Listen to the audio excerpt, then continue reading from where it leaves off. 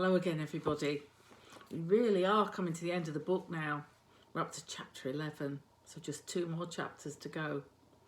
But before we start on chapter 11, let's just have a little think about what happened in chapter 10, where Ben ended up going down the corridor, straight into the office, through the hatch, and he was being chased by Mrs. Craven, who'd escaped from her office. But he's heard that Mr. McCann has been sent up to Mrs. Peacock's classroom to tell her to leave the building, and that Mrs. Craven will be teaching that class from now on.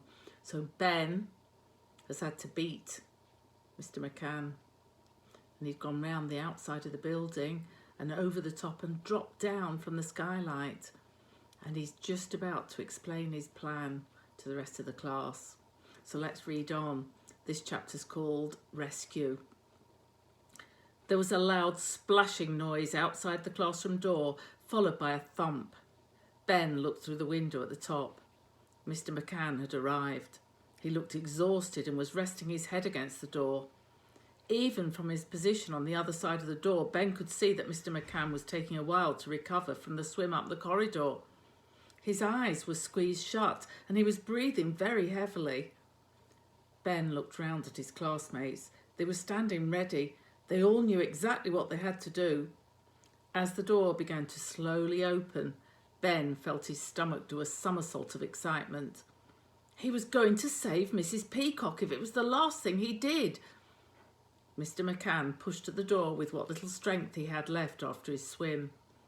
Water began to gush out and Mr. McCann waded in. He looked around the room in amazement, his eyes darting from child to child. Ben guessed he was looking for Mrs. Peacock and glanced up at the top of the cupboard. Mrs. Peacock had rolled back towards the wall.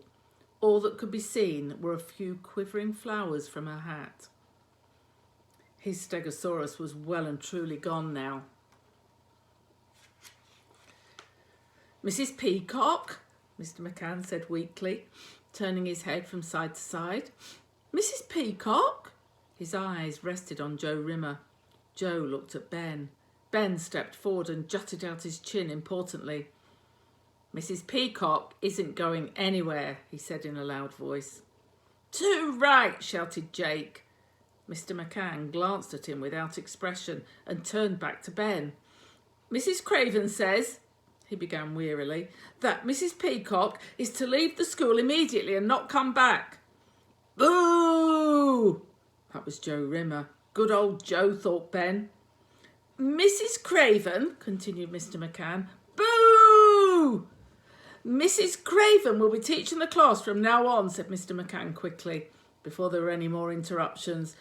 Boo! This time the whole class joined in. Boo! Boo! Ben raised his arms and waved his hands up and down until the booing stopped. It was like conducting an orchestra. He suddenly felt very important. Everybody was looking at him, waiting to hear what he had to say. If Mrs. Peacock leaves the school, he said firmly, we all leave. A loud cheer went up. Ben grinned and conducted wildly again. Before Mr. McCann could reply, Ben added, if Mrs. Peacock stays, then we'll all be well behaved and quiet all the time, every day. No need for water in the classroom, and he had just thought of this and he hoped this might do the trick. And we'll rescue Mrs. Craven and clear up all the mess. He stared hard at Mr. McCann, who stared back, looking very uncomfortable. Nobody spoke. After a minute, Mr. McCann said, I'll go and speak to Mrs. Craven. Yeah! Shouted Jake, punching the air and missing the back of Megan's head by millimetres. The children watched as Mr. McCann turned and waded out of the classroom. Ben could hear the splashing as he made his way down the corridor back to where Mrs. Craven was safely moored on her life raft. The classroom went silent. All ears were listening to the low rumble of voices from the corridor. It seemed like a very long time before Mr. McCann returned, red-faced and sweating.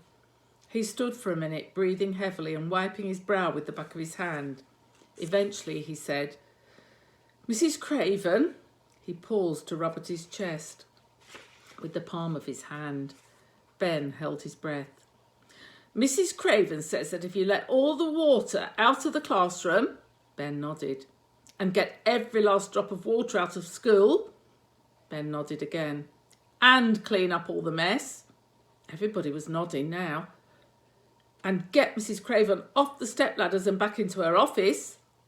Jake and Amy looked at each other and frowned. Ben nodded. He was the only one who knew that Mrs. Craven was stuck on some stepladders tied to a door handle down the corridor. He would explain later to the rest of the class. For now, he wanted to know whether Mrs. Peacock could stay. Yes, he said to Mr. McCann, willing him to say what they all wanted to hear. Then, said Mr. McCann, his face breaking into a smile, then... What? Shouted Ben. Mr. McCann was teasing them now with all these thens. Then Mrs. Peacock can stay. A loud cheer rose up, filling the classroom. Water began to bubble as the children jumped up and down, punching the air and lunging at each other in delight. Ben grinned from ear to ear. They'd done it. He'd done it. He'd saved Mrs. Peacock. Mr. McCann clamped his hands to his ears, screwed up his eyes and turned towards the door. A quivering pink flower moved slowly along the top of the cupboard. And that's the end of chapter 11. One more chapter to go. So we need to see whether Ben's plan works tomorrow and everything ends happily. Let's hope so. Thanks for listening, and I'll see you tomorrow.